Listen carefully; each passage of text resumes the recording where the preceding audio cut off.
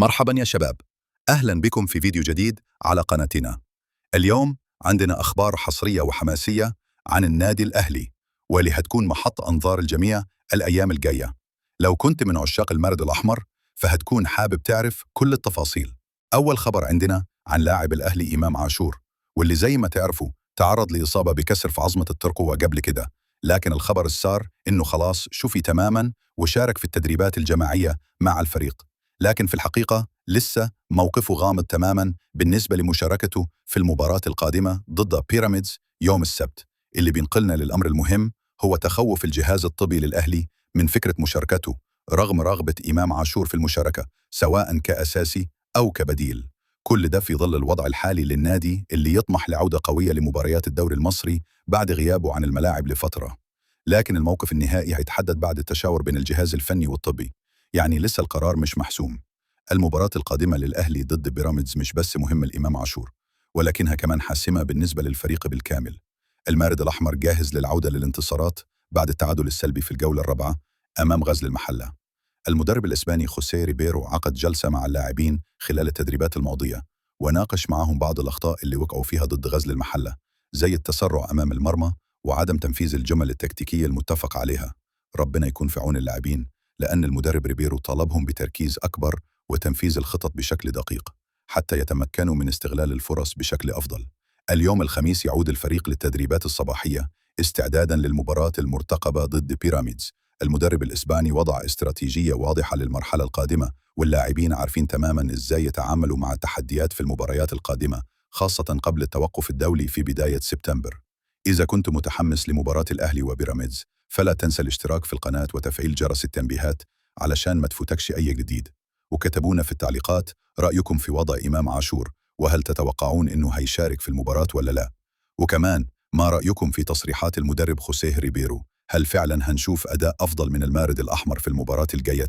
اليوم عندنا موضوع مثير جدا قد يغير مجرى مباراة الأهلي وبيراميدز في الدوري المصري. لو كنت متابع للأحداث الرياضية في الفترة الأخيرة فقد سمعت عن تهديد نادي بيراميدز بالانسحاب من المباراة المقبلة ضد الأهلي. لكن هل هذا التهديد مجرد كلام في الهواء أم إن هناك شيء جاد وراءه؟ تابعونا علشان نكشف لكم كل التفاصيل المثيرة في هذا الموضوع.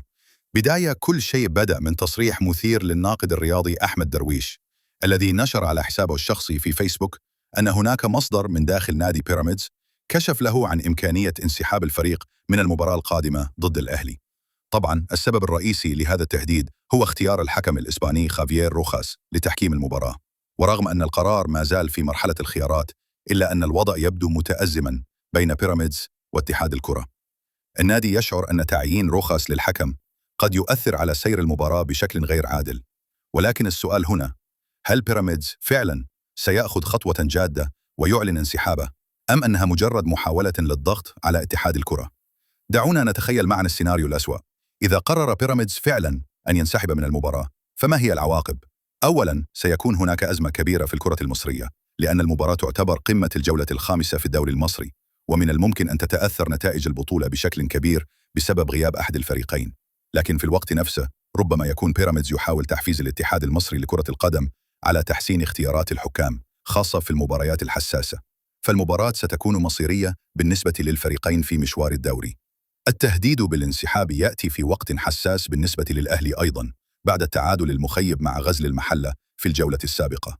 النادي يحتاج إلى الفوز في هذه المباراة بشدة لاستعادة الثقة، وأي مشكلة إضافية قد تجعلهم يدخلون في أزمة جديدة. وفي النهاية نحن أمام موقف حرج. هل سينسحب بيراميدز فعلا من المباراة ضد الأهلي؟ وهل ستؤثر هذه الخطوة على مشوار الدوري المصري؟ إذا قرروا الانسحاب هل سيكون هذا قرارا جريئا، أم أنه سيخلق أزمة أكبر في الكرة المصرية؟ شاركونا برأيكم في التعليقات. هل تتفقون مع خطوة بيراميدز في التهديد بالانسحاب؟ وهل تعتقدون أن الأهلي سيكون جاهزا لاستغلال هذا الموقف لصالحه؟ ولا تنسوا الاشتراك في القناة وتفعيل الجرس لمتابعة كل جديد حول هذا الموضوع.